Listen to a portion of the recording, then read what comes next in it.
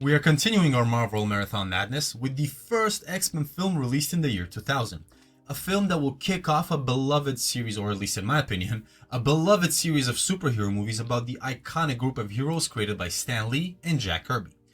This film represents a world where some people are what is known as mutants, individuals who possess superhuman abilities, and thus make them distrusted by those without powers, quote unquote regular people. This movie focuses on the two mutants Wolverine and Rogue, as they are dragged into a conflict between the two mutant groups who have drastically different approaches to bring about the acceptance of their kind. Charles Xavier's X-Men and the Brotherhood of Mutants led by Magneto.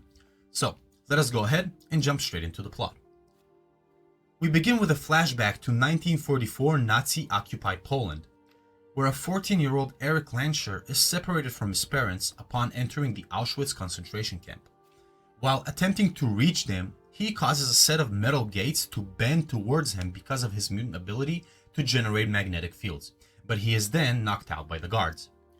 We jump forward to present day, where a US Senator, Robert Kelly, attempts to pass a Mutant Registration Act in Congress, which would force mutants to reveal their identities and abilities. Nearby, telepathic mutant Charles Xavier sees Lansher, who now goes by the name Magneto, in attendance and is concerned with how he will respond to the Registration Act. Following that, a 17-year-old Marie accidentally puts her boyfriend into a coma after kissing him, because of her mutant ability to absorb the power and life force of others through physical contact. Adopting the name Rogue, she flees to Alberta and meets Logan, also known as Wolverine, a mutant with superhuman healing abilities and metal claws that protrude from between his knuckles. Sabretooth, a member of Magneto's Brotherhood of Mutants, attacks them on the road, but two members of Xavier's X-Men, Cyclops and Storm, intervene and save them. Wolverine and Rogue are then brought to Xavier's school for mutants in New York. Believing that Magneto is interested in capturing Logan, Xavier asks him to stay while he investigates the matter. Meanwhile, Rogue enrolls in the school as a new student and develops a crush on the cryokinetic mutant Bobby Drake.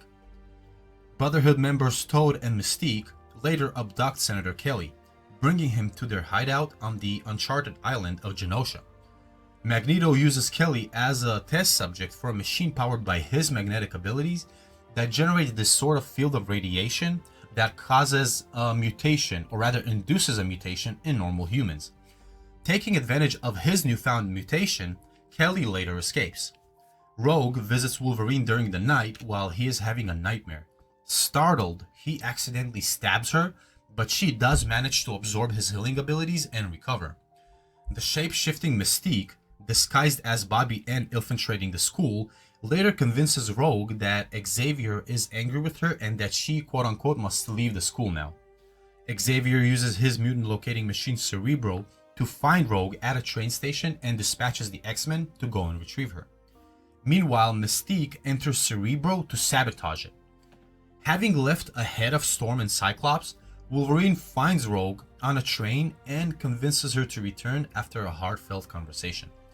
Before they can leave, however, Magneto arrives, incapacitates Logan, and subdues Rogue, revealing it was her in fact whom he wanted rather than Wolverine. Although Xavier attempts to stop him by mentally controlling Sabretooth, he is forced to release his hold when Magneto threatens the police who have converged on the station, allowing them to escape with Rogue. Kelly then arrives at the school asking for help, and Xavier reads his mind to learn about Magneto's machine and realizing that the power that the machine is employed by actually nearly killed Eric. So the X-Men deduce he intends to transfer his powers to Rogue and use her power at the cost of her life. Kelly's body then rejects his mutation and he dissolves into liquid. Xavier attempts to locate Rogue using Cerebro, but due to Mystique's sabotage, it incapacitates him and he falls into a coma. Fellow telepath and telekinetic Jean Grey fixes Cerebro and uses it, learning that the Brotherhood plans to place their machine on Liberty Island and use it to mutate the world leaders meeting at a summit on nearby Ellis Island. The X-Men go to the Statue of Liberty, battling and overpowering the Brotherhood, while Magneto transfers his powers to Rogue and starts the machine. As Wolverine confronts and distracts Magneto, Cyclops blasts him away, allowing Logan to destroy the machine. Wolverine then transfers his powers to a lifeless Rogue, rejuvenating her while incapacitating himself. Following the battle, Xavier and Wolverine thankfully recover from their comas. The group also learns that Mystique escaped the island battle and is now impersonating Robert Kelly. Xavier gives Wolverine a lead to his past at an abandoned military installation in Canada before visiting Magneto, now imprisoned in a complex constructed of polycarbonate to make sure he doesn't escape. Magneto warns him that he will find a way to escape one day and continue the fight, and Xavier replies that he will always be there to stop him. This was a fantastic movie to kick off an incredible series of films, with excellent writing and even better acting. From the icons of theater and film with the likes of Patrick Stewart and Ian McKellen, to the amazingly talented Halle Berry and Hugh Jackman, the cast was phenomenal with their abilities to bring to life the beloved X-Men characters. The movie was a massive success both in the box office as well as with the critics and audience. And, along with the first Blade movie, this success kicked off a new age of comic book and superhero films.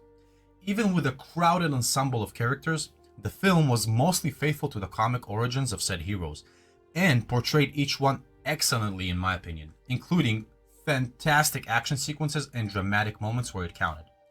The story and direction were great, with cohesive narrative and compelling motivations, and that is why I'm giving this movie an 8.5 out of 10. Now, the next film I will cover will be 2003 X2, and following that will be 2006 X-Men The Last Stand.